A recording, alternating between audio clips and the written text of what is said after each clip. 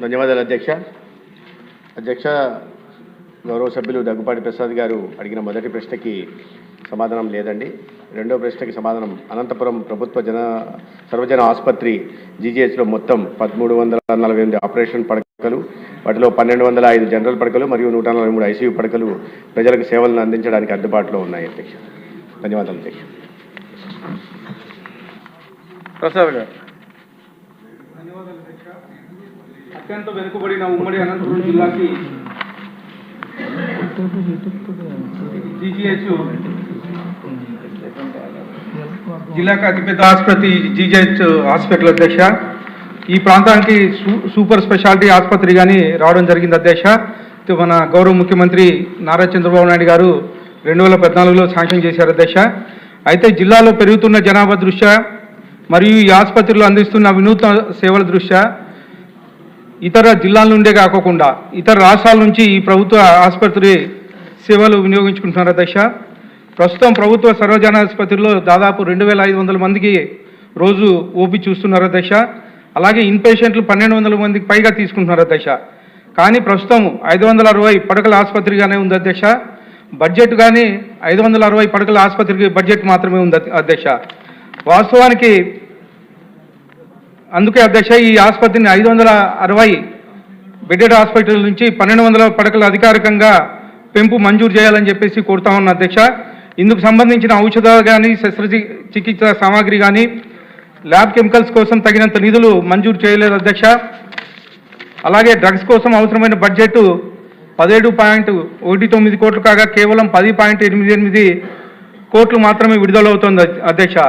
దీనివలన రోగులు ఇబ్బందులు పడుతూ ఉన్నారు అధ్యక్ష. అలాగే సర్జికల్స్కి ఇతరత్ర సర్జికల్ సామాగ్రి కోసం తగినంత బడ్జెట్ కానీ రావట్లేదు అధ్యక్ష. అందుకే ఈ బడ్జెట్ను కూడా వెంటనే పెంచాలని చెప్పేసి గౌరవ శాఖ మంత్రి గారిని కోరుతున్నాను అధ్యక్ష. అలాగే మాతా శిశు బ్లాక్ నిర్మాణం కోసం దాదాపు 300 కోట్ల రూపాయలు మంజూరు చేసింది అధ్యక్ష. 600 పడకల ఎంసీహెచ్ బ్లాక్ ప్రతిపాదించారు కానీ ఆర్ఎండ్బి అధికారులు స్థలం హ్యాండ్ ఓవర్ చేయకపోవడం వల్ల ఇది అలాగే పెండింగ్ ఉంది అధ్యక్ష. దీని మీద కానీ ఆర్ఎండ్బి శాఖ మంత్రి గారు మాకు ల్యాండ్ హ్యాండ్ ఓవర్ చేసి దీన్ని పునఃప్రారంభించాలని చెప్పేసి కోరుతున్నాను అధ్యక్ష. అలాగే ట్రామా కేర్ సెంటర్ మంజూరు చేసినప్పటికీ భవనం నిర్మాణం పూర్తి అయినా సిబ్బంది పోస్టులు భర్తీ చేయలేదు అధ్యక్ష. వీటిని కానీ భర్తీ చేయాలని చెప్పేసి గౌరవ శాఖ మంత్రి గారిని కోరుతాను అధ్యక్ష. అలాగే ప్రస్తుతం G+1 మాత్రమే నిర్మిస్తున్నారు అధ్యక్ష సర్జికల్ బ్లాకు. కానీ అది G+7 బ్లాక్గా ఉండాలి అధ్యక్ష. కేవలం 40% మాత్రమే పూర్తయినాయి అధ్యక్ష. మిగతాది కానీ కంప్లీట్ చేయాలని చెప్పేసి గౌరవ శాఖ మంత్రులను కోరుతూ ఈ అవకాశం ఇచ్చిన అందరికీ ధన్యవాదాలు తెలుపుకుంటున్నాను అధ్యక్ష. ధన్యవాదాలు అధ్యక్ష. సప్లిమెంటరీ ఉంది మినిస్టర్ గారు. పల్లె సింధూరారెడ్డి గారు. ధన్యవాదాలు అధ్యక్ష. ఇందాక ప్రసాద్ అన్న గారు అడిగినట్టుగానే sir maternal and child health care department బిల్డింగ్కి 300 కోట్లు శాంక్షన్ చేయడం జరిగింది అధ్యక్ష. కానీ ఇప్పటి వరకు అది ఫౌండేషన్ స్టోన్ కూడా వేయలేదు అధ్యక్ష. అదేవిధంగా బర్న్స్ యూనిట్, అదేవిధంగా ట్రామా కేర్ సెంటర్ కూడా పూర్తిగా ఫంక్షనింగ్లోకి రాలేదు అధ్యక్ష. ఈ ట్రామా కేర్ యూనిట్కి సెంట్రల్ గవర్నమెంట్ ఫండ్స్ కూడా రావడం జరిగింది అధ్యక్ష. కానీ ఇప్పటి వరకు దానికి కావాల్సిన ఎక్విప్మెంట్ అండ్ మ్యాన్ పవర్ కూడా ఫెసిలిటేట్ చేయలేదు అధ్యక్ష. అదేవిధంగా సూపర్ స్పెషాలిటీ హాస్పిటల్ భాగానికి కూడా 2023 లోపలే అది కంప్లీట్ చేయాల్సింది, అది కూడా అవ్వలేదు అధ్యక్ష. ఇంకా నేషనల్ మెడికల్ కౌన్సిల్ ప్రకారం ఈ బిల్డింగ్కి 217 కెమెరాలు ఉండాలి అధ్యక్ష. కానీ 70% మాత్రమే ఇప్పటి వరకు కెమెరాలు పెట్టడం జరిగింది. అందులోనూ 75% వరకు నాన్ ఫంక్షనింగ్ ఉన్నాయి అధ్యక్ష. ఇది మంత్రివారి దృష్టిలో పెడుతున్నాను అధ్యక్ష.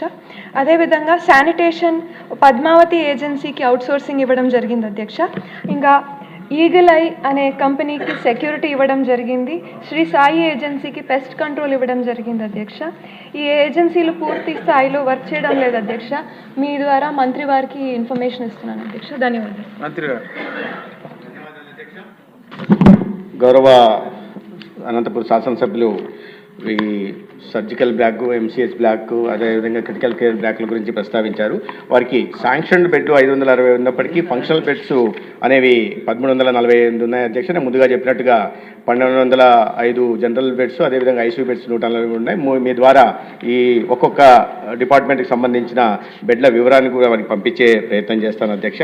అయితే సర్జికల్ బ్లాక్ మొదటగా అనుకున్న G+6 అనుకున్న మాట వాస్తవం అధ్యక్ష. తర్వాత గత ప్రభుత్వం వాటిని కుదించి G+1కి చేయడం జరిగింది.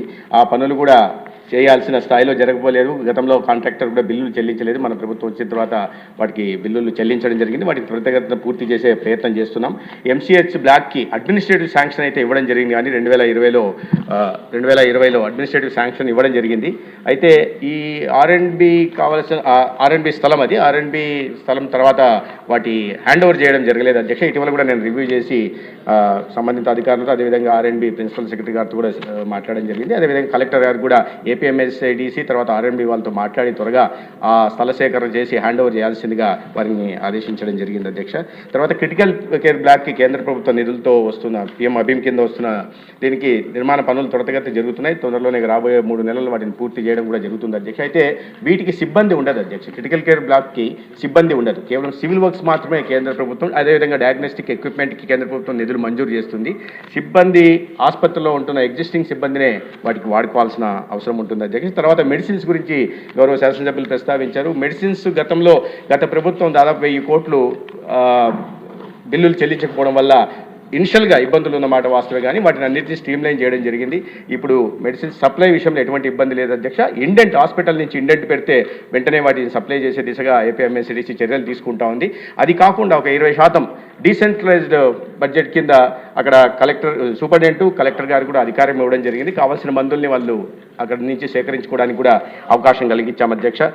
గౌరవ శాసనసభ్యురాలు సింధూరారెడ్డి గారు అడిగినట్టుగా ఈ కెమెరాల ప్రస్తావన తెచ్చారు. కెమెరాల విషయం ఎంతవరకు ఉన్నాయి, ఎన్ని నెంబర్ ఉన్నాయి, ఎంత ఫంక్షనాలిటీ ఉన్నాయి అనే విషయాన్ని కూడా తెలుసుకుంటాం. అదేవిధంగా శానిటేషన్ సెక్యూరిటీ ఇటీవలనే ఒక 6 నెలల క్రితం వారికి 3 నెలల క్రితం టెండర్ అయిపోయిన తర్వాత ఇప్పుడే వాళ్ళు పనుల్లో పడుతున్నారు. అయితే FRS సిస్టమ్ ద్వారా ఎంతమంది సిబ్బంది ఉండాలి, వాళ్ళు సరైన సమయానికి విధులకు హాజరవుతున్నారా లేదా అనే విధానాన్ని కూడా చూస్తున్నాం. దానికి కావాల్సిన విధంగా పెనాల్టీని వేస్తున్నాం. ఇంకా అటువంటిది ఏదన్నా దీంట్లో ఇర్రెగ్యులారిటీస్ ఉండేట్లంటే వాటికి తగిన చర్యలు కూడా తీసుకుంటాం అధ్యక్ష. ధన్యవాదాలు. ఒకేసారి